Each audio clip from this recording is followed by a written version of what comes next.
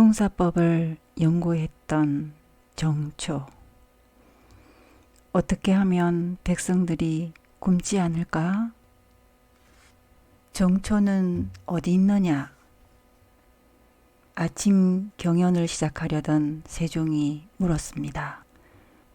경연에 온 관리들은 고개를 들어 멀뚱멀뚱 서로를 쳐다보았습니다. 전하, 정초는 사간대부의 직책으로 사간은 경연에 들어오지 않는 것이 관례이옵니다. 한 대신이 세종에게 아뢰었습니다. 대신들은 세종이 이해하고 넘어갈 것이라 생각했습니다. 사간은 하는 일이 많아 이전 왕 때도 경연에 참석하지 않았기 때문입니다. 어허, 무슨 말이냐? 정초가 없는 경연은 할 수 없다. 어서 정초를 불러오너라. 세종은 정초를 경연장으로 불러왔습니다. 정초가 경연장에 앉자 세종은 그제야 미소를 지으며 논어를 읽으라고 명했습니다. 경연은 조선시대에 왕과 신하가 함께 공부하던 자리를 말합니다. 함께 공부한 뒤에 서로의 생각을 나누고 열띤 토론을 하기도 했습니다. 세종 때에는 특히나 경연이 활발하게 이루어졌습니다. 함께 이야기하고 답을 찾아가기 때문에 세종은 다양한 분야에 다양한 관점을 지닐 수 있었지요. 정초, 자네가 경영관을 맡아주게. 내게는 자네와 생각을 나눌 시간이 꼭 필요하네. 전하, 성은이 망극하옵나이다. 정초는 세종이 아직 세자인 충년대군이었을 때 서영관을 맡았습니다. 서영관은 세자를 가르치는 일을 하는 관리였습니다. 충녕대군은 학식이 풍부한 정초와 함께 공부하며 그의 생각을 배우곤 했습니다. 태종이 충년대군에게 왕위를 물려주자 정초는 임금이 된 세종과 함께 경연에 나갔습니다. 스승과 제자의 관계에서 함께 토론하며 답을 찾는 관계가 된 것이지요. 정초는 벼슬이 높아지며 경연에서 물러났지만 세종이 또다시 정초를 부른 것입니다. 오늘 읽은 부분은 어떻게 생각하오? 세종이 정초의 생각을 물었습니다. 정초는 자신의 생각을 잘 정리해서 세종에게 아뢰었습니다. 허허, 역시 자네만큼 생각이 깊고 넓은 사람은 없구려. 정초가 참석한 경연은 웃음꽃이 피어났습니다. 정초가 이렇게 학식이 풍부한 것은 늘 책을 가까이 했기 때문입니다. 과거 시험을 준비할 때는 공부하던 모든 책을 다 애워버리기도 했습니다. 어느 날 과거를 준비하던 정초가 머리를 식히려고 잠깐 밖으로 나왔습니다. 저 멀리서 한 스님이 오두막에 앉아 책을 읽고 있는 것이 보였습니다. 스님, 무엇을 읽고 계십니까? 정초가 스님에게 다가가 물었습니다. 금강경이라는 불교 경전을 외우고 있소. 금강경이요? 정초는 금강경이라는 책이 궁금해 다시 스님에게 물었습니다. 금강경은 아주 어려운 경전입니다.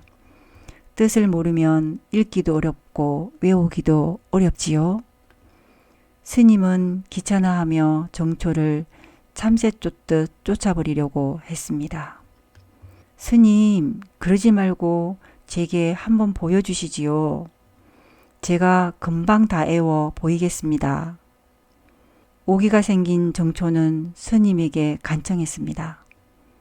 스님은 말대꾸도 귀찮은지 정초에게 금강경을 내밀었습니다.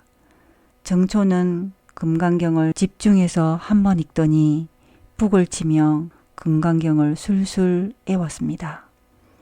스님은 정초의 기억력에 깜짝 놀랐습니다. 이렇게 기억력과 집중력이 좋았던 정초는 수많은 책을 읽고 기억했기 때문에 경련에서 그의 학식에 모두 놀랄 수밖에 없었지요. 농민들에게 배우다. 눈바닥이 쩍쩍 갈라지고 물을 구하러 나왔던 산짐승들조차 바닥에 픽픽 쓰러져 버리는 여름이면 세종의 걱정은 끝이 없었습니다. 비가 내리지 않으니 올해 농사는 어떻게 하면 좋을꼬. 비가 많이 와서 하천이 넘치고 흙과 풀이 물속에 뒤섞여버리는 장마에도 세종은 걱정을 했습니다. 비가 너무 내렸으니 올해 농사는 어찌할꼬. 조선시대에는 농사를 짓고 사는 농민들이 대부분이었기 때문에 세종은 항상 농사 걱정을 했습니다. 어느 해는 날이 아주 좋아 농사가 잘 될 것 같다는 관리의 말이 들려왔습니다. 하하, 올해는 풍년이라고? 우리 농민들이 배불리 먹을 수 있겠구먼. 하지만 기뻐했던 것과는 달리 거둬들인 쌀의 양은 생각보다 많지 않았습니다. 이보게, 날이 좋았건만 왜 이것뿐인가? 걱정이 가득한 세종이 정초에게 물었습니다. 정초라면 시원한 답을 내려줄 것 같았습니다. 왜 날이 좋았는데도 농사가 잘 되지 않았을까? 고민하던 정초가 드디어 입을 열었습니다.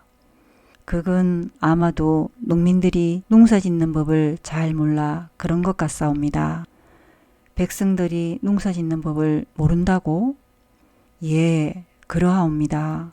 제가 최근에 중국의 농상집요 사시차녀와 우리나라 본국 경험방을 읽었사온데 이것에 쓰인 대로 농사를 지으면 수확량이 많아질 것 같습니다. 그렇구먼. 그 책의 내용은 보나마나 자네 머릿속에 다 들어있겠군. 그럼 자네가 맡아 농법을 가르쳐 보도록 하게나. 정초는 농서들을 챙겨서 함길도로 떠났습니다. 함길도에 도착하자마자 농부들을 모아놓고 농사를 짓기 시작했습니다. 자, 여기 이곳에 땅을 고르도록 하시오. 정초가 책에서 나오는 것과 비슷해 보이는 땅을 가리키며 말했습니다. 이곳은 땅이 좋지 못한 것 같은데요. 농사꾼 말보기가 어리둥절해하며 정초의 말대로 땅을 부드럽게 만들었습니다. 자, 이제는 씨앗을 뿌리시오. 정초가 책에서 나온 시기에 씨앗을 뿌리라 명령했습니다. 아직 씨앗을 뿌릴 때가 되지 않은 것 같은데요. 농사꾼 칠뜨기가 고개를 갸우뚱하며 씨앗을 뿌렸습니다. 자, 이제 잡초를 뽑을 때이니 잡초를 뽑으시오. 정초가 책을 보며 말했습니다. 지금 잡초를 뽑으면 벼도 같이 뽑힐 것 같은데요. 농사꾼 순덕이가 한숨을 쉬며 잡초를 뽑았습니다. 정초는 책으로만 보던 농사를 직접 지으며 농민들과 함께 1년을 보냈습니다. 중국 학자들이 연구한 대로 농사를 지으니까 대풍년이 들겠지. 정초는 어서 가서 세종께 아뢰고 싶었습니다. 그때 함께 농사를 지었던 농사꾼들이 정초의 집 앞으로 뛰어왔습니다. 어르신, 올해 농사는 망했습니다요. 어르신 말씀대로 농사를 지으면 벼를 2배나 많이 거둘 수 있을 거라고 하셔놓고는 작년의 반도 못 거뒀어요. 농사꾼들은 땅을 치며 울었습니다. 1년 동안 고생한 것은 헛수고가 되어버렸습니다. 정초는 바닥에 주저앉았습니다. 내가 틀렸다니, 아니 중국의 농학자들이 틀렸다니, 정초는 믿을 수 없었습니다. 무엇이 잘못되었을까? 정초는 다시 고민을 시작했습니다. 아무리 생각해도 틀린 것은 없었습니다.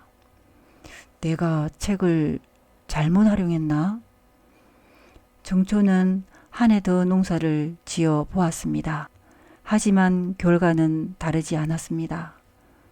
무엇이 잘못되었을까? 중국 학자들의 연구가 틀렸다면 중국 사람들도 그 책을 읽지 말아야 할 텐데, 한참 고민하던 정초의 머릿속에 불현듯 농사꾼들이 했던 말이 생각났습니다. 이곳은 땅이 좋지 못한 것 같은데요. 아직 씨앗을 뿌릴 때가 되지 않은 것 같은데요. 지금 잡초를 뽑으면 벼도 같이 뽑힐 것 같은데요. 그렇구나. 농사꾼들의 말이 다 맞았어. 우리나라의 농법과 중국의 농법은 맞지 않는구나. 땅도 날씨도 다르니 다른 농법으로 농사를 지어야 하는 거야. 2년의 연구 끝에 정초는 중요한 사실을 깨달았습니다. 얼마 뒤 세종이 정초를 다시 불렀습니다. 정초는 한성으로 올라가며 함길도의 농부들에게 감사한 마음을 전했습니다. 꼭 좋은 농사를 만들어 오겠노라고 약속했지요. 자네가 다시 궁으로 돌아오니 좋군. 그동안 속 시원하게 토론할 사람이 없어 답답했네. 허허. 세종은 한성으로 돌아온 정초를 버선발로 반겨주었습니다. 하지만 정초는 세종을 뵐 면목이 없었습니다. 정초는 고개를 숙이고 작은 목소리로 답했습니다. 전하, 함길도에서의 농사는 제 마음대로 되지 않았사옵니다. 허허, 다 들었네. 하지만 자네는 분명 좋은 답을 찾아왔으리라 믿네. 전하, 성은이 만극하옵니다. 꼭 우리나라에 맞는 농사를 만들어 전하의 은혜에 보답하겠습니다.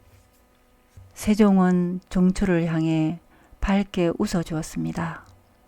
그리고는 변효문에게 함께 농사를 지필하라 명령을 내렸습니다.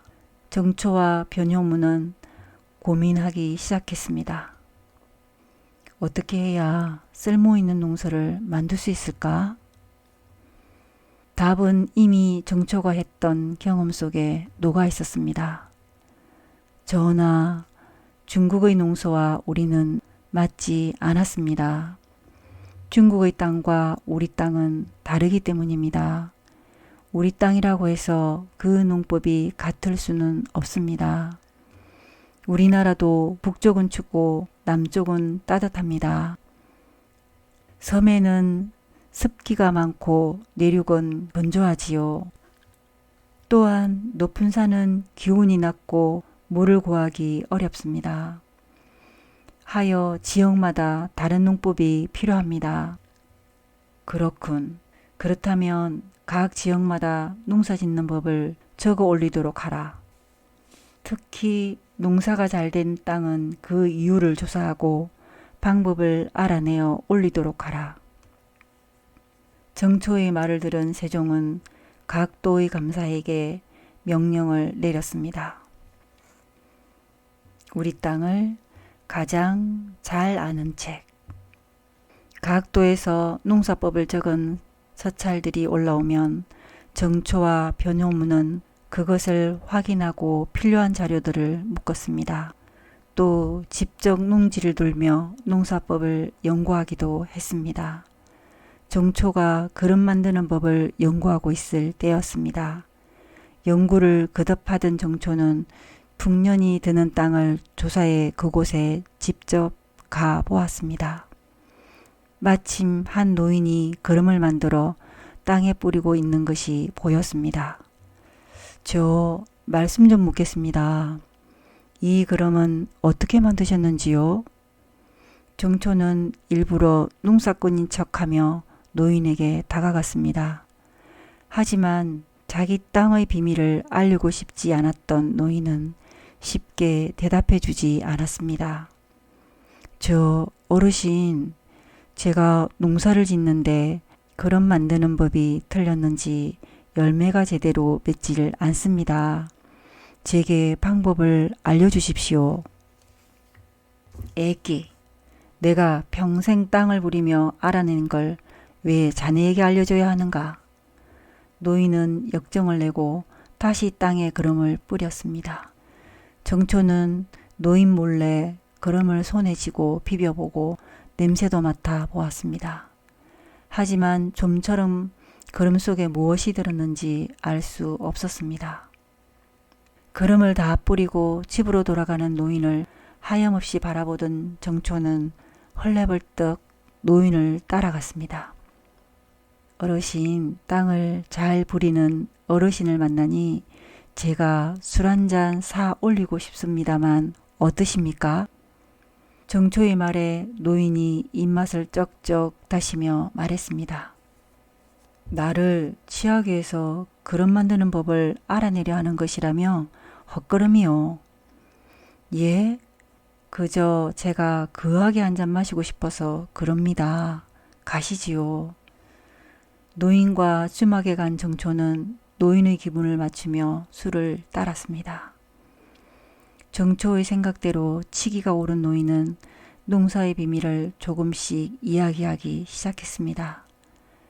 내가 말이야, 딸꾹, 농사를 자그마치 50년을 지었네, 딸꾹.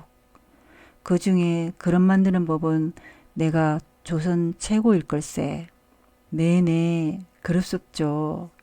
어르신 소문은 한승까지 자자합니다요. 정초가 맞장구를 쳐주었습니다. 하하, 그 정도란 말이야. 내 그름은 이 오줌보에서 나오는데 말이요. 내 오줌이라도 받아서 한성에 팔아먹어야겠군. 네? 어르신 오줌이라 하셨습니까? 그래. 웅덩이를 파서 오줌을 모았다가 쭉정이를 태워 만든 재를 웅덩이에 있는 오줌이랑 반죽을 하지. 오줌이 삭으면서 아주 좋은 그릇이 된단 말이오. 이건 평생 아무도 모를 거야. 드디어 알아냈군. 어르신 감사합니다. 좋은 책을 만들어 모두가 잘 사는 나라를 만들겠습니다. 정초는 노인이 한 말을 잘 적어서 한승에 돌아왔습니다. 그 뒤로도 농사가 특히 잘 되거나 새로운 농법을 연구한 농부가 있다면 찾아가 그 방법을 묻고 책에 정리했습니다. 전하, 드디어 농서가 만들어졌사옵니다. 정초는 발로 띄어 만든 농서를 세종에게 올렸습니다. 새롭게 만들어진 농서를 보고 세종은 농사직설이라는 이름을 붙였습니다. 정초는 농사직설에 씨앗을 선택하는 법과 보관하는 법, 논밭을 가는 법 등을 자세히 적었습니다. 삼, 벼, 기장, 조, 수수, 치, 콩, 팥, 녹두, 보리, 밀, 참깨, 메밀의 재배법에 대해서도 적어 놓았지요. 벼농사에도 벽씨를 뿌려 그대로 키우는 방법, 밭에 키우다가 장마 이후에 물을 담는 채 논으로 옮겨 키우는 방법, 모짜리에서 키운 벼의 모를 논에 옮겨 심어 재배하는 방법 등 다양한 방법들을 기록했습니다. 또한 정초는 거름의 여러 종류와 농기구, 밭작물의 파종법, 경작 방식 등에 대해서도 자세하게 실어 농민들이 보고 각 땅에 맞게 농사를 지을 수 있도록 도왔습니다. 조선 땅에 딱 맞는 농서가 완성되었네. 농사직설을 각 도에 나누어 주어 백성들이 이용할 수 있도록 하라. 세종은 각 도마다 농사직설을 나누어 주었습니다. 백성들은 조선에 맞는 농서를 보고 농사를 지을 수 있게 되었습니다. 그러자 수확량이 늘어나고 백성들은 전보다 배불리 먹을 수 있게 되었지요. 세종은 기뻐하며 궁궐 후원에 논밭을 만들어 직접 농사를 지었습니다. 농사직설에 나온 대로 부지런히 논을 읽었지요. 그 해는 무척 가물었는데도 불구하고 세종은 튼실하게 여문 벼를 얻을 수 있었습니다. 허허, 이게 다 농사직설 덕분이요. 초보농부도 이리 튼실하게 여문 벼를 얻을 수 있게 하는 책임이 참 대단하구먼. 백성들이 열심히 농사를 지은 만큼 풍성한 수확을 얻을 것을 생각하니 세종대왕과 정초의 입에서는 미소가 떠나지 않았습니다. 열정과 도전으로 성공한 조선의 고집쟁이들. 시대를 앞선 소설가 이옥. 1760년에서 1813년. 글은 현실에서 썰모가 있어야 한다. 이옥은 정조시대의 인물입니다. 시를 잘 지었고 소품문을 즐겨 썼어요. 소품문이란 보고 느낀 것을 자유로운 필치로 간단하게 적은 글을 말해요. 이옥은 사물이 지닌 특징을 잘 잡아서 짧은 글 안에 자신의 감정으로 잘 녹여냈으며 기이하고 흥미로운 사람들을 이야기의 소재로 삼았습니다. 이처럼 당시에는 상상도 할 수 없을 만큼 파격적이고 새로운 내용과 문체로 글을 썼습니다. 우리나라 최초의 희극 동상기도 이옥의 작품입니다. 누가 그 책을 지었을까? 우리도 대리시험꾼을 찾아봐야 할 것 같아. 스승님이 나가시자 병서가 푸념하듯 내뱉었습니다. 농이라도 그런 말 하지 마. 스승님이 들으시면 불벼락을 내리실 거야. 우태와 병서는 과거 시험을 준비하고 있습니다. 우리는 백날 공부해봐야 급제하기는 걸렀어. 수년간 과거를 대신 봐줬다는 전문대리 시험꾼 유광흑이라는 자를 어찌 따라잡을 수 있겠어. 병서는 글 지을 기분이 안 나는지 붓을 내려놓으며 말했습니다. 유광흑은 소설 속 인물일 뿐이야. 진짜가 아니란 말이지. 뭘 모르는군. 아니땐 굴뚝에 연기 나겠어?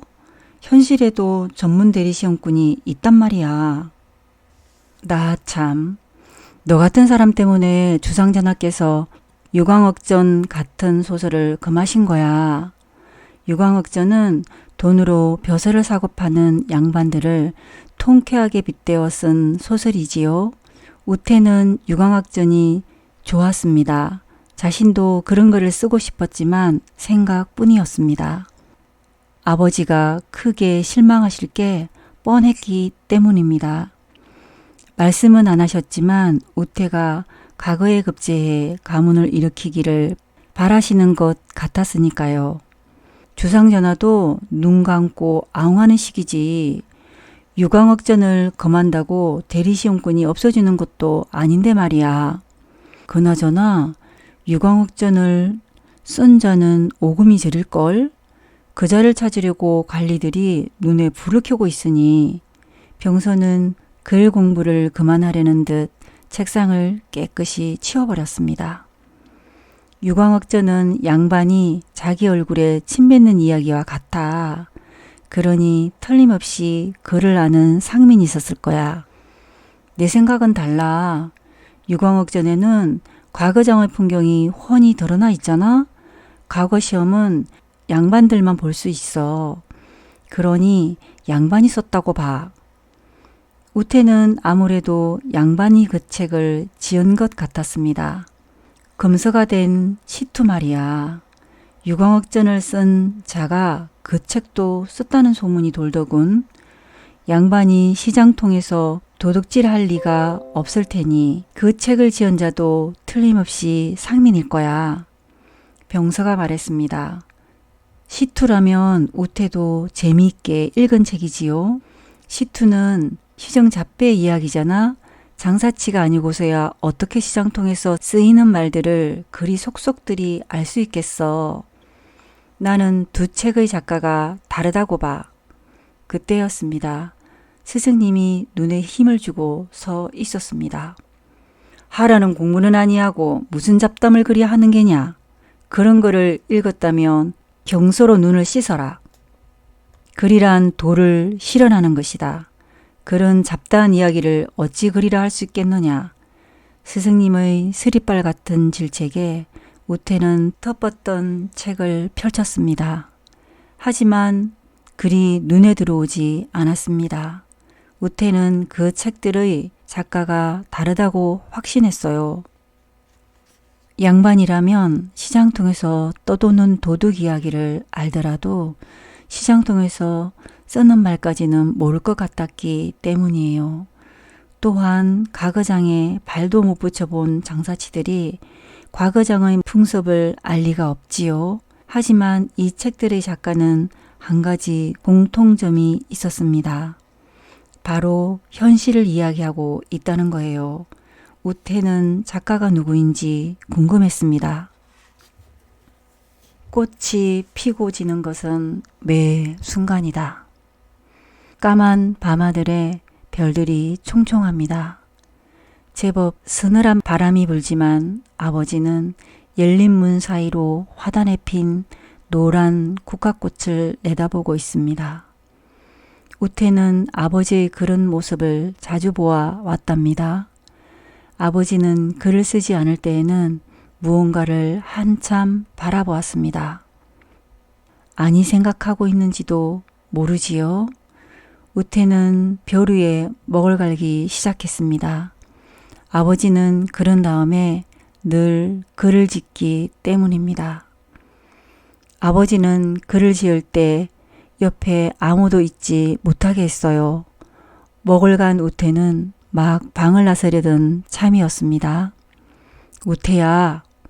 갑자기 아버지가 우태를 불렀습니다. 과거 시험 준비는 잘 되어 가느냐? 우태는 아무 말도 할 수 없었어요. 너는 왜 과거 시험을 보려는 거냐? 우태는 잠시 머뭇거리다가 대답했습니다. 세상에 나아가 뜻을 세우고 어버이 이름을 높이기 위해서입니다. 그럼 그런 무엇이라고 생각하느냐? 도를 이루는 것입니다. 아버지는 아무 대답 없이 마당의 뜰을 바라보았습니다. 우태는 아버지의 얼굴을 살폈습니다.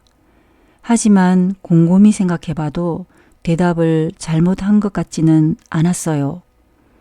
그것은 스승님도 늘 하시는 말이니까요. 내 생각은 하나도 없구나. 누구를 탓하겠느냐. 내가 너한테 너무 무심했던 것을. 아버지가 한탄하자 우태는 왠지 불효를 저지른 것만 같았지요. 글은 뜻을 펼치는 것이다.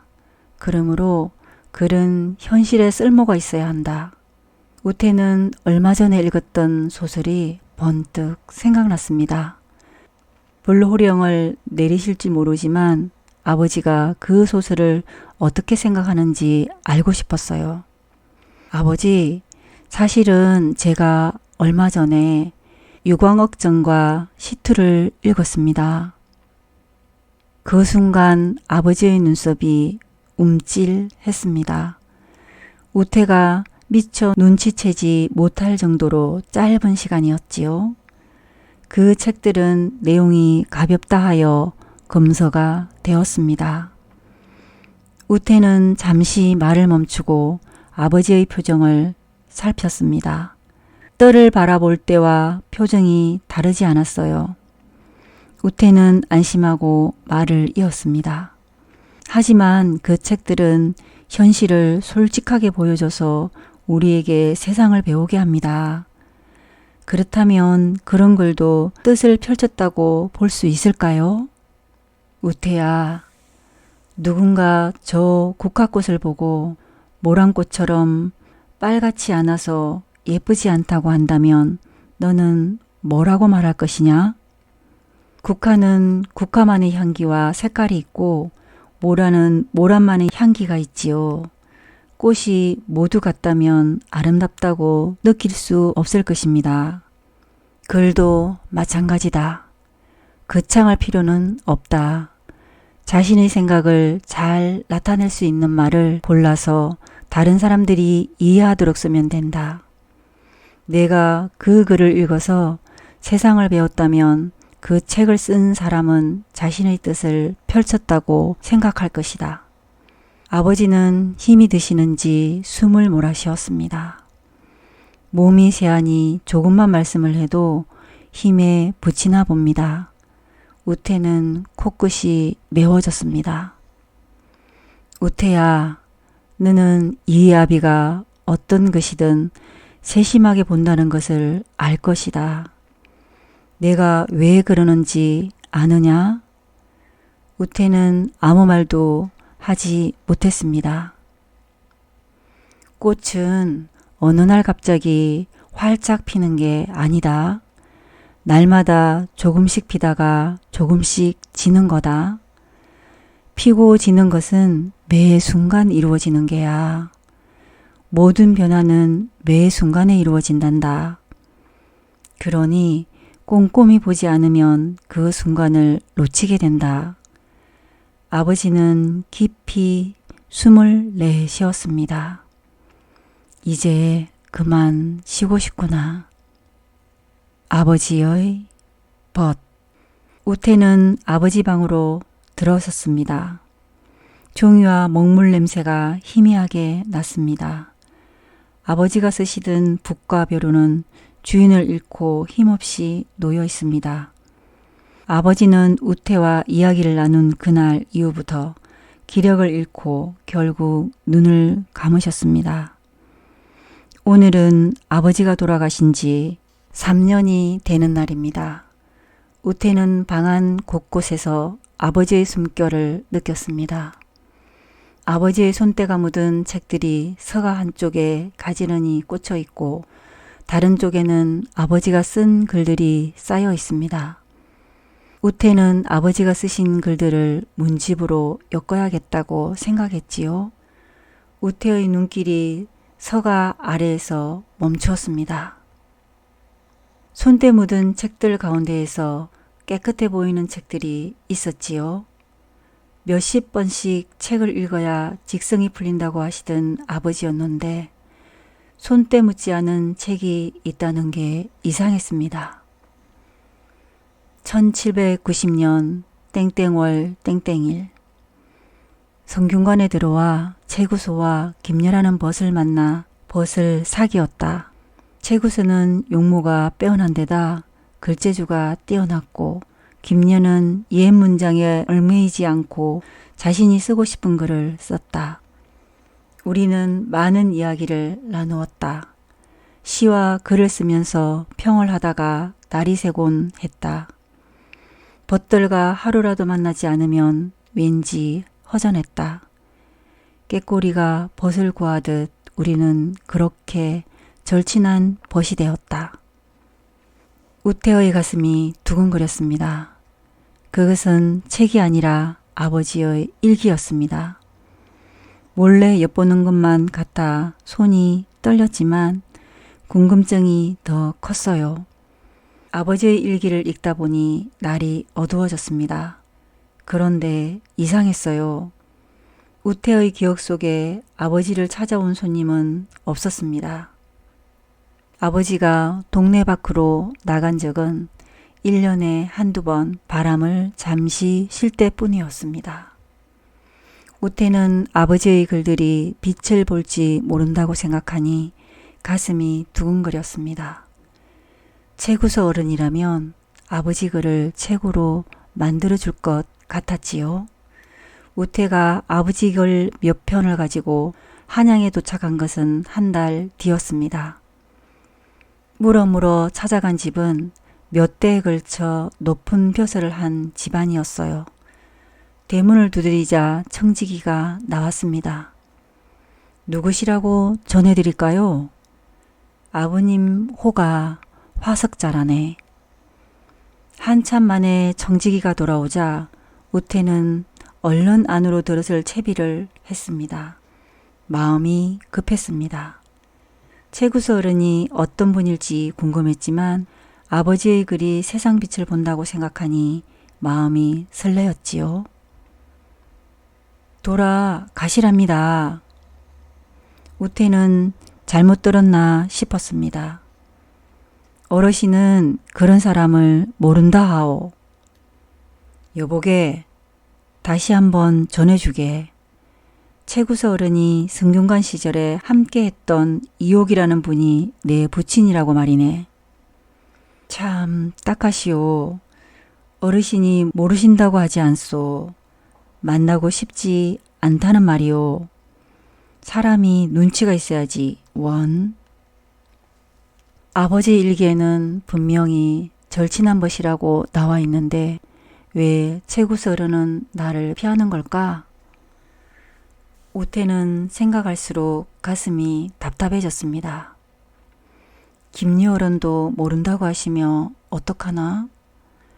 우태는 집으로 돌아가야 할지 김여 어른을 만나야 할지 망설였습니다.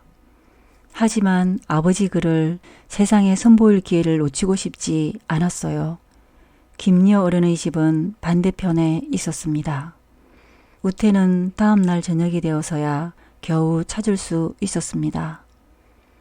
그래, 자네가 화석자의 자제란 말이지? 걱정했던 것과는 달리 김여 어른은 젖은 눈으로 우태를 바라보았습니다. 자네 얼굴에서 화석자 얼굴이 보이네. 꼭 자네만 할 때 만났지. 그 친구는 어찌 지내는가? 한 달 전에 탈성을 하였습니다. 아버지가 3년 전에 돌아가셨다는 말을 듣고 김여 어른은 고개를 들지 못했습니다. 우태는 아버지가 쓴 글을 조심스럽게 꺼냈습니다. 어르신, 저기... 글을 받아본 김여 어른은 목이 메었어요. 이 글은 성균관 시절에 나와 중흥사에 산행 같던 이야기를 쓴 것이구먼. 글을 읽으니 그때 마셨던 차향이 생생하게 기억나는 듯하네. 자식된 도리로 부친의 문집을 내고 싶습니다만 김여 어른의 얼굴에 반가움과 함께 근심이 어렸습니다. 자네도 이 글을 읽어봐서 알겠지만 문집을 내는 일이 쉽지 않을 것이네. 화석자는 여행기를 요약 보고서로 썼네. 예로부터 내려오는 글쓰기 형식과 내용을 가감히 벗어던진 것이지. 아무도 생각하지 못한 형식으로 글을 쓰신 신선한 충격을 주었네만 그것이 문제였다네. 아버님의 글쓰기 방식이 문제였다니요? 우태의 물음에 김여 어른은 당황한 듯 말을 돌렸습니다. 화석자와 소식이 끊긴 지도 꽤 오래됐구려. 그때 그 일이 우리에게는 큰 상처가 되었네. 소신을 지키는 화석자는 군인으로 유배 아닌 유배를 당하게 되고 2년 뒤에는 내가 불영으로 유배되었다가 다시 신유년에 천주학 사건으로 유배되어 10년을 살았으니 말이지. 이복에 화석자의 글은 내가 당연히 펴내야 도리겠네만 어떻게 해야 할지는 좀 더 고민해 봄세. 김여 어른의 집을 나선 우태는 아득했습니다. 반겨주리라고 믿었던 채구서 어른은 자신을 아예 만나주지도 않았고 김여 어른은 문집 엮는 일을 주저했기 때문입니다. 왜 그런지는 알 수 없었습니다. 그때 그 일이 우리에게 큰 상처가 되었네. 김여 어른의 말이 스치듯 떠올랐습니다. 갑자기 우태의 발걸음이 빨라졌습니다. 어쩌면 아버지의 일기에 그때 그 일이 적혀 있을지도 모른다는 생각이 들었지요. 아버지의 일기. 1791년 땡땡월 땡땡일. 전하께서 책상을 내리치는 소리에 내 등골이 오싹해졌다. 내 일찍이 이렇게 불경스럽고 괴이한 답안지는 처음 본다. 서리빨 같은 목소리였다. 이 답안지는 점잖지 못한 사람들이나 쓰는 소설체가 아니냐. 그대는 문체를 바로잡을 때까지 시험을 볼 수 없다. 또한 반성문으로 날마다 일어나는 일을 반려체로 50수 지어서 올려라. 며칠 전에 치른 승보시, 조선시대의 해마다 âm 력 10월에 성균관 대사성이 선비들을 모아 12일 동안 보던 과거시험을 승보시랍니다. 승보시의 답안을 두고 하신 말씀이다. 불경스럽고 괴이한 문체라는 말이 아직도 귀에 쟁쟁하다. 시 50수를 짓는 것은 어렵지 않다. 하지만 날마다 똑같은 형식으로 지어야 한다는 게 너무 힘들다. 1795년 땡땡월 땡땡일. 글은 누가 읽어도 이해가 되도록 쉽게 써야 한다. 어려운 말을 쓴다고 더 멋이 나는 것은 아니다. 글은 말하듯이 써야 한다. 어린아이가 공자말을 흉내낸다면 얼마나 웃기겠는가. 시장의 장사치들이 양반들처럼 거드름을 피우며 말을 하겠는가. 상황에 따라 말하는 사람에 따라 그에 맞는 말투가 있는 법이고 주고받는 말을 써야 더 실감날 때도 있다. 그런데 털에 박힌 똑같은 글을 써라니 이런 글쓰기는 나를 힘들게 한다. 아버지는 날마다 일어나는 일들과 느낀 점들을 함께 적어 놓았습니다. 우태는 일기를 읽으면서 글은 솔직하게 써야 한다고 깨달았지요. 1795년 땡땡월 땡땡일. 이번에는 지난번처럼 반려체 50수로 제값이 끝나지 않을 것 같다. 벗들이 전학께 불려갔다. 벗들이 동상길을 잇고 있는 것을 성균관에 들른 전하께서 본 것이다. 전하께서는 내 글이 시장에 떠도는 말뿐이기에 되새겨 봐야 할 뜻도 없고 인간의 사사로운 감정만 담고 있어서 선비의 정신을 흐트려 놓는다고 여기셨다. 그것은 나라의 기강을 흔드는 일이라며 크게 노여워하셨다. 도대체 사람 사는 이야기를 썼을 뿐인데 어찌 그것이 나라의 기강을 흔드는 일이란 말인가. 1795년 땡땡월 땡땡일.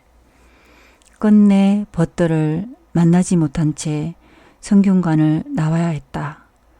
벗들은 반성문을 쓰는 것으로 일이 마무리된 듯했다. 전하께서는 이 일로 명나라와 청나라의 책을 금지하셨다. 명과 청의 책은 불온하여 선비들이 읽게 못 된다는 것이다. 전하는 경서만 읽으라고 하신다. 경서는 유교의 사상과 교리를 써놓은 책이다. 경서의 기본은 충이 아닌가. 이것은 모든 생각의 중심에 충이 있어야 한다는 말이다. 그러므로 전하께서는 경서로 우리의 생각을 조정하려는 것이다. 전하께서 과거 시험을 볼 수 없다는 벌 대신 입대하라는 명을 내리셨다. 우태는 얼른 책장을 덮었습니다. 가슴이 두근거리고 등에 식은땀이 났습니다. 얼른 주위를 살펴보았습니다. 누군가 이 글을 본다면 큰일이었습니다. 우태는 급히 붓을 들어 먹물을 묻혔습니다. 붓을 든 손이 잠시 떨렸습니다. 우태는 눈을 딱 감고 붓을 움직였습니다. 방금 읽은 일기에 짙은 먹물이 깊게 스며들었습니다. 1796년 땡땡월 땡땡일. 충군, 조선시대의 죄를 범한 자를 그 벌로 군역에 복무하게 하던 제도. 춘군을 마치고 임시 과거에 응시했다. 수석으로 합격했다는 소리를 들었다. 비로소 조상님 뵐 날이 선 것이다. 그런데 기쁨도 잠시, 맨 끝으로 강등되었다는 소리를 들었다. 고치지 않는 내 문체 때문에 전하께서 나를 인정할 수 없다고 하셨다. 시험을 못 보게 하는 것도 양반으로서 군인이 되는 수모도 겪었다. 친구들이 나를 피하는 것도 견딜 수 있다. 그러나 생각의 틀까지 고치라고 하는 것만큼은 견딜 수 없다. 문체는 나를 표현하는 것인데 그걸 버리라는 것은 곧 나를 버리는 것이다. 나는 나를 버리고 살 수 있을까? 그것을 과연 살아있다고 할 수 있을까?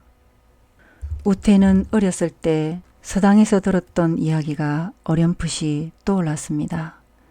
바르지 않는 문체로 쓴 글 때문에 전하께서 크게 노여워하셨던 일이 있었는데 그 뒤로 문체를 옛글처럼 깨끗하게 하라고 명했습니다.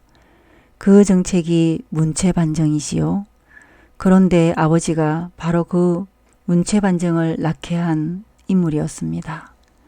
이제야 아버지의 붓들이 왜 그렇게 했는지 알 수 있었습니다. 임금님의 뜻을 거스르면서까지 아버지를 찾을 사람은 없었지요. 1800년 땡땡월 땡땡일 사내가 태어나 세상에 이름을 알리고 부모의 이름을 높이는 것이 효도라고 배웠다.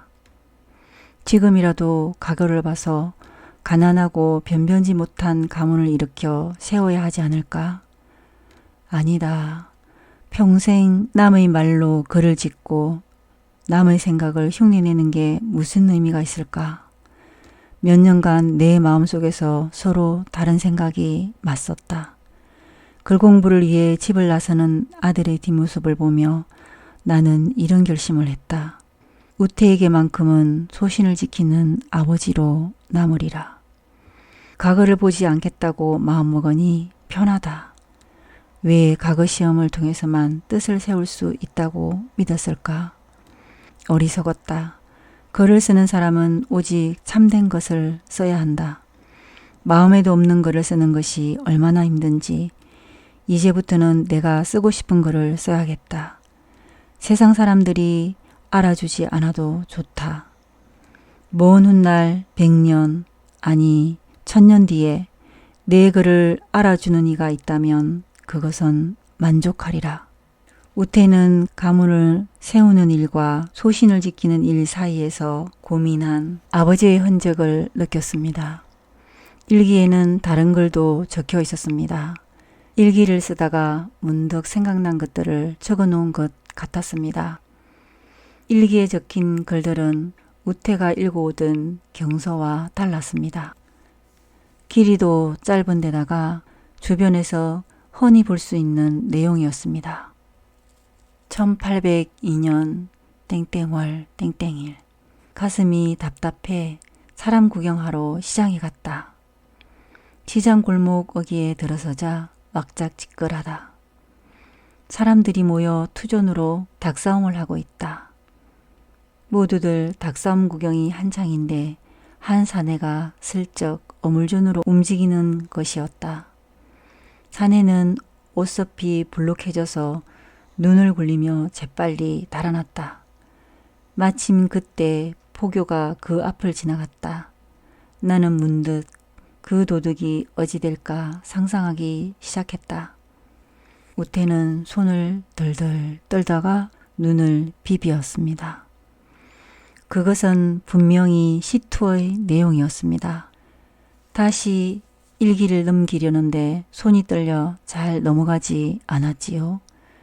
겨우 몇 장을 넘기던 우태가 일기를 떨어뜨렸습니다. 유광억전. 유광억전이 아버지의 일기에 적혀 있었기 때문입니다. 순간 그런 상황에 맞는 말을 찾아 써야 한다고 했던 아버지 말씀이 떠올랐습니다. 그날 아버지는 자신에게 좋은 글을 쓰는 방법을 알려주었던 것이지요. 아버지는 우태가 쓰고 싶어 했던 글을 이미 알고 있었던 것 같았습니다. 그래서 직접 소설을 쓰라고 하지는 않았지만 쓰고 싶은 글을 쓰라고 하신 것입니다. 우태는 아버지의 가르침을 알아채지 못한 자신이 바보처럼 느껴졌습니다.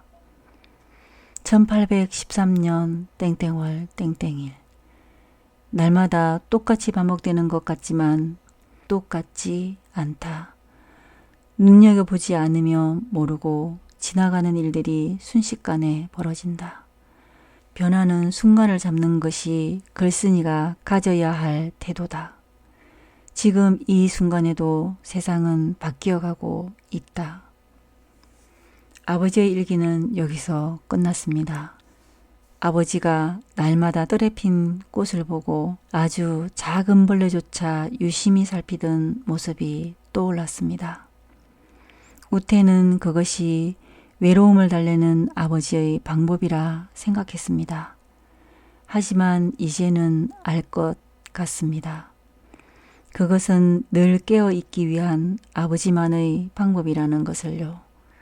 우태는 아버지의 삶이 고스란히 담긴 일기를 꼭 끌어안았습니다. 그때였습니다. 김여 어르신께서 오셨습니다. 우태의 집에 손님이 오기는 처음이었습니다. 우태는 얼른 일어나 밖으로 나갔습니다. 자네가 다녀간 뒤로 가만히 있을 수가 없었네. 김여 어른은 자리에 앉자마자 이야기를 시작했습니다. 전하께서 문체를 본래대로 되돌리라고 명하신 뒤로 글들을 점검하고 계시네. 그러니 자네 아버지의 문집을 낸다는 것은 기름을 안고 불에 뛰어드는 것과 같아. 그럼 아버지의 글은 세상에 빛을 볼 수 없겠군요. 그렇다고 방법이 아예 없는 것은 아니네. 비겁하긴 하지만 내 문집 속에 화석자의 글을 몇 편 실었으면 하는데 어떤가? 우태는 아버지의 글이 물건에 끼워받는 덤처럼 되는 것 같아 내키지 않았습니다. 하지만 세상이 지금은 아버지의 글을 알아주지 않지만 100년 아니라 1000년 뒤에는 아버지의 글을 알아주는 이들이 있을 것 같았습니다. 한편으로는 그렇게라도 해서 아버지의 글을 세상에 알리고 싶었습니다.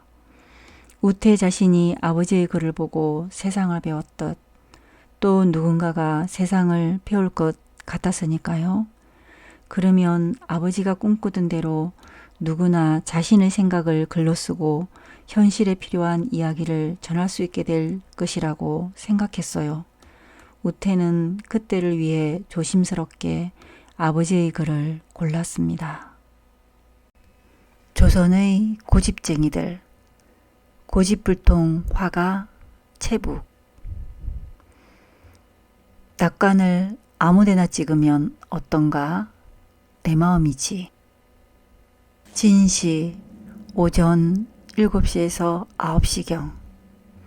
진시경이 지나 장안에 사람들이 북적거릴 때쯤이면 구석진 모퉁이에 있는 초가집으로 그림을 사려는 사람들이 찾아오곤 했습니다. 인왕산 언저리를 따라 옹기종기 모여있는 집들 중에서 가장 낡아 보이는 삼간 초가는 하원 채북의 보금자리였습니다. 이게 뭐요? 열량. 왜? 너무 적은가? 헤헤, 사실은 더 주려고 했다네. 손님은 채북의 눈치를 살피며 소매에서 엽전을 더 꺼냈습니다. 이런 열량이면 쌀이 2서만이요. 이 그림은 2냥이면 돼요. 채북은 손님에게 엽전 뭉치를 뚝 떼어 돌려주었습니다. 그래? 내가 보기에는 말일세 이 그림은 마치 초목이 살아 움직이는 듯 하면서 쓸데없는 소리 하지 말고 그림이나 챙겨 빨리 돌아가시오. 손님은 좋아해야 할지 말아야 할지 잠시 어리둥절했습니다. 칠칠이 성격이 유별나다고 하더니 정말이네. 그림값을 호하게 쳐줘도 싫다니 나야 고맙지. 허허허. 사람들은 채북을 이름 북자를 하나씩 떼어 칠칠이라고 부르며 고집세고 개팍한 화언이라고 놀려댔습니다. 하지만 채북은 신경 쓰지 않았습니다.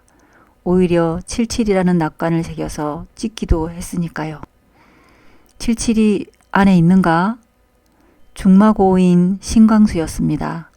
신광수는 금방이라도 쓰러질 듯한 초가와 세간 하나 없는 집안을 휘 둘러보더니 마당에서 모이를 쫓고 있는 참새들을 바라보았습니다. 쌀도 없고 종이와 목향만 가득한 집에 뭐 먹을 게 있다고들 모여들었을까? 저들도 내 손님이라네. 허허허. 채북은 참새를 보며 허공에 대고 붓질을 해댔습니다. 자네도 돈을 모아 좋은 집도 사고 장가도 가야 하지 않겠나. 아, 지겨운 잔소리 그만하고 산에 가서 그림이나 그리세. 인왕산 정상에 오르자 채북은 재빨리 필목을 펼쳐 놓았습니다. 날마다 오르는 이 산을 그렇게 그려대도 지겹지 않은가? 신광수는 이마에 맺힌 땀을 닦으며 물었습니다. 바람이 불면 잎이 떨어지고 날이 추우면 폭포가 오는데 어찌 날마다 똑같은 풍경이고 그림인가? 한식경이 지나자 합폭 속에는 벌써 울창한 산이 가득했습니다. 굵고 강한 필체는 자유롭고 호탕한 채북의 모습과 닮아 있었습니다. 나는 부럽지 않는 그림을 그리고 싶네. 재물이나 권력을 위해 그리는 그림이 아니라 나 자신이 만족할 수 있는 그림을 그리는 것. 그것이 진정한 예인이 해야 할 일이지. 채북의 말을 듣고 있던 신광수는 채북의 어깨를 토닥이며 고개를 끄덕였습니다. 내가 간직에 오르지 않고도 최고가 되면 그때 가서 내 그림을 얻겠다고 떼쓰지나 말게. 하하하. 채북은 신광수의 팔을 툭 치며 웃었습니다. 다음 날 채북은 어제 인왕산에서 그린 그림을 내다 팔기 위해 창에 나갈 채비를 하고 있었습니다. 그런데 반갑지 않는 손님이 찾아왔습니다. 돈이 될 만한 화한들의 그림을 양반 사대부들에게 팔아넘기는 장사치 김광원이었습니다. 오늘은 반드시 신경 써서 그리게. 예참어른께 드릴 그림이니 말이야. 예조참의는 도화서에서 제일 표설이 높고 궁중의 모든 예술 분야를 모두 관리하는 자리였습니다. 채북은 성가신 김광원을 빨리 돌려보낼 작정으로 얼른 붓을 들고 재빨리 그림을 그렸습니다. 요즘 예참 어른이 도화서에서 부릴 하원을 구하시네. 내 오늘 자네 그림을 가져가 본을 보일 작정이야. 그 말을 들은 채북은 눈살을 찌푸렸습니다. 채북은 벼슬아치 밑에서 그들이 시키는 대로 그림을 그려야 하는 일은 죽어도 하기 싫었습니다. 예참 어른 눈에만 들면 그 들어가기 어렵다는 도화서에 그냥 들어갈 수 있다지 않나. 도화서에서 그림을 그린다면 지금보다 부자가 될 걸세. 그럼 그림값을 지금보다 10배 아니 20배는 더 받을 거야. 저더러 돈이나 밝히는 양반 밑에서 굽실 그리면 살란 말입니까? 조선 팔도강산을 떠돌아다니며 산수화를 하폭에 담는 그림쟁이한테는 재물도 관직도 아무 쓸모가 없습니다. 채북은 그림을 그리던 붓을 멈추고 말을 이었습니다. 도화서에 들어가면 실력이 는답니까? 중국 그림이나 흉내내는 틀에 박힌 그림, 그런 그림이나 그리는 사람들을 어찌 예인이라 할 수 있겠습니까? 저는 유명해져서 돈이나 벌려고 그림을 그리는 게 아닙니다. 채북은 고개를 들어 김광원의 눈을 똑바로 보며 말했습니다. 뭐야? 자네 지금 도화서 하원들을 무시하는 겐가? 자네 같은 화원점이야. 내가 예참 어른께 말만 하면 당장이라도 붓을 못 잡게 할 수도 있어. 시키는 대로 하는 게 좋을 거야. 그 말을 듣자 채북은 귀찮은 듯 종이에서 붓을 떼고 그리다만 그림을 김광원에게 건넸습니다. 아니, 이걸 그림이라고 그렸나? 무슨 말씀을 그리 심하게 하십니까? 채북은 한쪽 입꼬리를 살짝 올리며 야릇한 웃음을 지었습니다. 아니 산수화를 그려달라고 했더니 산만 그리고 물은 그리지 않았잖아. 김광원은 자리에서 벌떡 일어나 큰 산만 가득한 그림을 손가락으로 가리켰습니다. 거참, 종이 바깥은 모두 물이랍니다. 이 깊고 넓은 물이 안 보인단 말입니까? 채북의 입꼬리가 더 올라갔습니다. 나리께서 깊은 뜻이 담긴 이 물을 못 보실 리가 없습니다. 제가 사람을 잘못 보았나 봅니다. 이 그림은 없던 걸로 하겠습니다. 채북은 붓에 먹물을 잔뜩 찍어서 당장이라도 칠을 할 기세였습니다. 아, 아니네. 이게 무슨 짓인가. 그냥 해본 말일세. 허허. 김광원은 그림을 챙겨서 서둘러 채북의 집을 나섰습니다. 밖에서 김광원을 기다리던 시종이 다가왔습니다. 이걸 예참 어른께 갖다 드려라. 그림을 받아든 시종은 그림을 요리조리 살피다가 고개를 갸우뚱거렸습니다. 내가 뭐 볼 줄 안다고 그러느냐. 어서 가지 못해? 김광원은 시종이 사라지자 수염을 쓰다듬으면서 구시렁거렸습니다. 저놈이 도화사 하원이 된다면 지금보다 10배 이상 그림값을 받을 수 있을 거야. 내 마음대로 부려먹으면서 중국 산수화를 본떠 내다 팔면 그 돈도 엄청날 테고. 헤헤. 채북은 김광원이 돌아가는 뒷모습을 보고 있자니 정남이가 떨어졌습니다. 갑자기 한쪽 눈이 아파왔습니다. 채북은 얼마 전부터 마음 쓸 일이 생기거나 힘들 때면 오른쪽 눈이 바늘로 찌르는 것처럼 아팠습니다. 그런데 다음날 김광원이 채북을 또 찾아왔습니다. 칠칠이, 내가 감히 나를 노린 게냐? 김광원은 어제 가져간 산수화를 바닥에 내던졌습니다. 왜 그림이 마음에 안 드십니까? 채북은 아랑곳하지 않고 비아냥거렸습니다. 그림 좀 그린다고 봐줬더니 그리다만 산수화로 나를 망신시켜? 내가 예참 어른께 얼마나 창피를 당했는지 아나? 채, 그 양반 눈은 제대로 박혔나 보. 말 조심해. 어쨌든 이번에는 예참 어른 때문에 참아주지. 대신 이틀 뒤에 있을 예참 어른 생신잔치에서 자네가 그림을 그려야 해. 아니, 왜 당신 마음대로 결정하시오. 날들어 양반네들 놀잇감이나 되라고요? 싫습니다. 뭐야? 자네가 그리다만 산수화 때문에 예참 어른이 결정한 것이니 약속을 어기며 다시는 그림을 못 그릴 줄 알아? 김광원의 말을 듣고 채북의 눈동자가 순간 흔들렸습니다. 예참 어른이 자네 그림을 마음에 들어 하시니 다행인 줄 알라고. 하찮은 중인놈 주제에. 채북은 자기 할 말을 하고 가버린 김광원을 바라보며 혀를 끌끌 찼습니다. 양반네들한테 꼼짝도 못하는 내 신분이 한이로다. 예조참이 생일잔치에는 내노라라는 벼슬아치들과 양반 사대부들이 참석해 있었습니다. 또한 곱다고 소문난 기생들도 다 모인 듯 했습니다. 자리에 놓인 먹과 종이, 붓은 그동안 채북이 썼던 것과는 비교도 안 될 만큼 고급스러워 보였지요. 재물에 욕심이 없는 채북이라도 부드러운 설화지와 향긋한 냄새가 나는 묵과 벼루는 탐날만 했습니다. 자네 그림을 제대로 보고 싶어 불렀네. 예조참이가 말을 했습니다. 그런데 자네 아비도 그렇고 대대로 중인 집안이라지. 순간 붓을 잡고 있던 채북의 손이 바르르 떨렸습니다. 채북은 벼루에 붓을 내려놓고 예조참이를 똑바로 바라보았습니다. 그림을 그리는데 신분 따위가 중요한지요? 꽤 맹랑하구나. 벼슬에 오를 길이 막막할 테니 걱정되어 해본 소리네. 허허허. 예조참이를 둘러싸고 앉은 양반들이 다 같이 소리내어 웃었습니다. 뭐가 그리 웃깁니까? 예인은 예인의 본질을 잊지 않으면 될 일. 그러니 신분이 어떠하든 돈이 있든 없든 간에 사람들을 감동시키는 그림만 그리면 되는 게 아닙니까? 그래, 어디 감동을 줄 수 있는 그림을 그리는지 보겠네. 오늘 그림을 훌륭히 그려내면 자네한테 좋은 일이 생길 거야. 수염을 쓰다듬으면서 비웃는 소리가 채북의 귓가에 맴돌았습니다. 그러자 오른쪽 눈이 다시 쓰리기 시작했습니다. 그림이 뭔지도 모르는 저 양반네들을 위해 그림을 그려야 하나?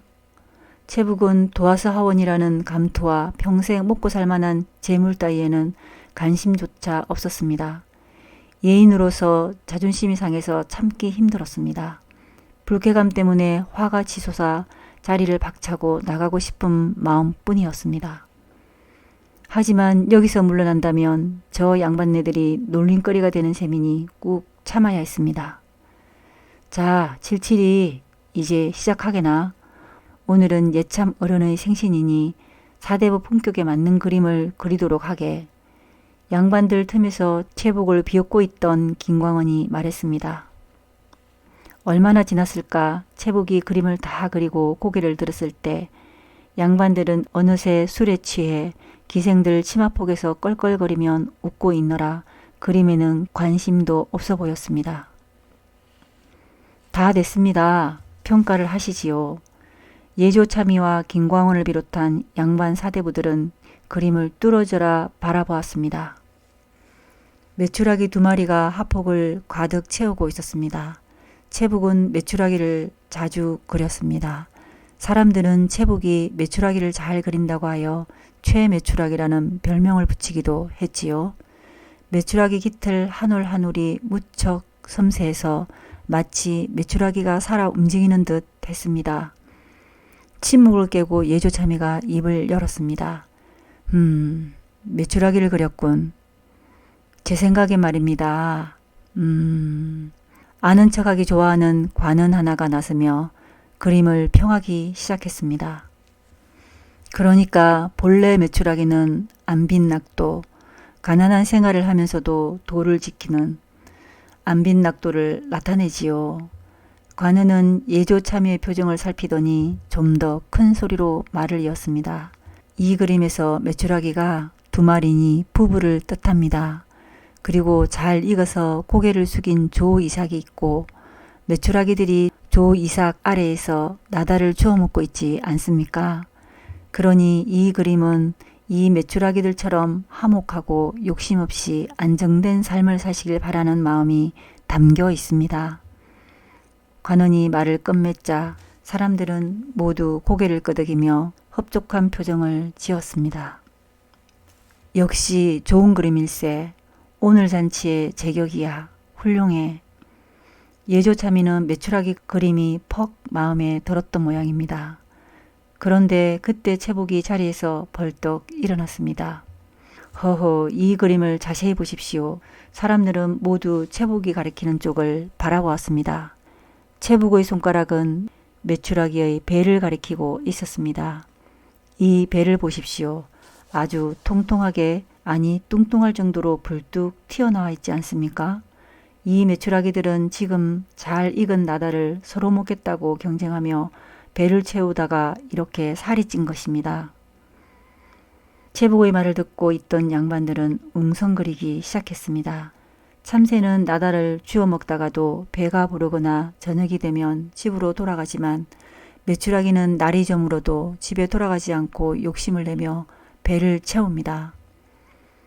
그러고 나서 채복은 메추라기를 가리키고 있던 손가락으로 이번에는 양반들을 가리켰습니다. 쓸데없는 것에 욕심을 내고 그 욕심을 멈추지 않는 양반네들이 이 어리석은 메추리 같지 않습니까? 하하하하. 뭐야? 내 이놈, 감히 나를 놀렸겠다.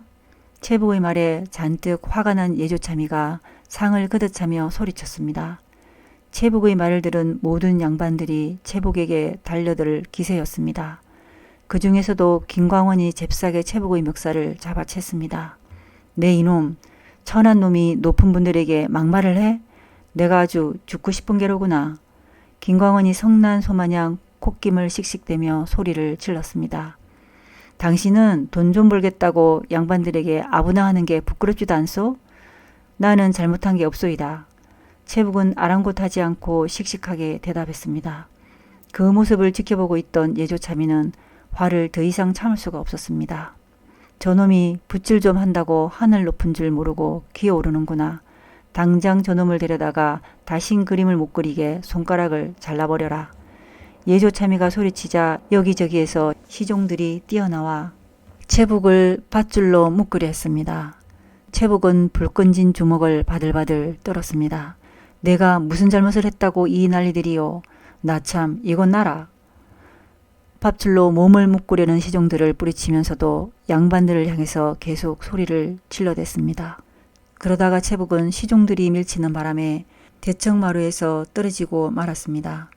시종들은 어느새 몽둥이를 하나씩 들고 채북을 둘러싸고 있었습니다.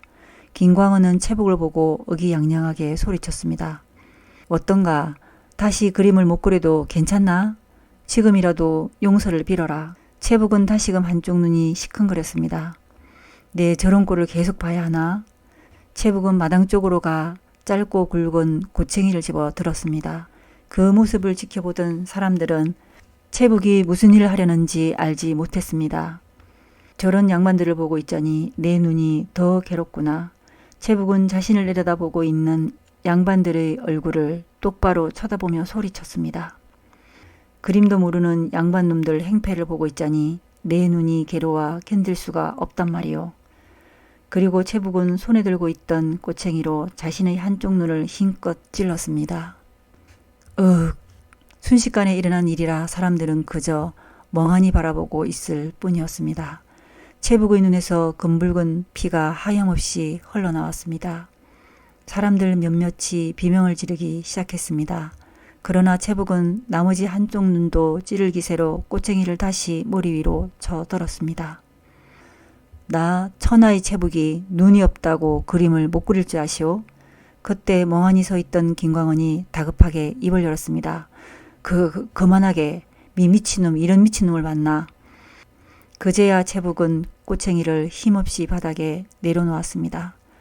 채북은 흘러내리는 피를 손으로 막으며 점점 희미해져가는 그들의 뒷모습을 바라보았습니다. 괜찮나? 채북은 눈을 뜨려 하자 오른쪽 눈이 불화살을 맞은 듯 고통스러웠습니다. 며칠 동안 눈을 감고 있던 터라 멀쩡한 한쪽 눈도 좀처럼 뜨기가 힘들었지요. 천천히 눈꺼풀을 들자 신광수의 얼굴이 희미하게 보였습니다. 꼭 그래야만 했나? 고약하기는. 이제 한쪽 눈밖에 볼 수 없다네. 신광수는 금방이라도 눈물이 떨어질 것 같은 얼굴로 어렵게 말을 꺼냈습니다. 채북은 자리에서 힘겹게 일어나 상처난 눈을 만져보았습니다. 애꾸눈이 됐군. 이 한쪽 눈으로는 내가 보고 싶은 것만 보고 그리고 싶은 것만 그릴 것이네. 신광수는 잔뜩 부어있는 채북의 눈을 검은 천으로 묶어주며 중얼거렸습니다. 고집불통 같으니라고. 며칠 뒤 채북의 상처가 거의 아물자 채북과 신광수는 다시 인왕산에 올랐습니다. 채북은 나머지 한쪽 눈에 안경을 끼고 있었습니다. 그래, 한쪽 눈으로 보니 자네가 보고 싶은 것만 보이는가? 채북은 그저 입가에 엷은 웃음을 띌 뿐이었습니다. 신광수는 한쪽 눈으로도 예전처럼 능숙하게 그림을 그리는 채북의 모습을 한참 동안 바라보았습니다. 하폭 속에는 울청한 나무가 빙 둘러져 있었습니다. 그리고 그 안에는 초가를 얹은 정자가 소박하게 그려져 있었습니다.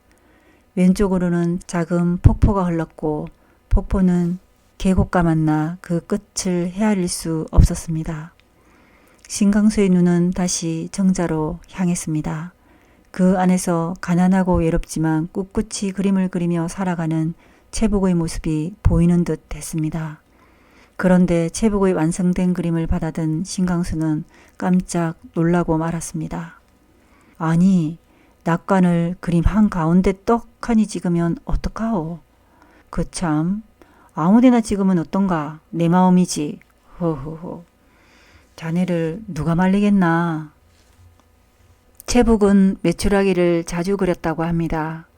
메추라기와 조를 함께 그린 메추라기는 편안과 화목을 기원하는 그림이기도 합니다. 지금 이 그림은 간송미술관에 있습니다.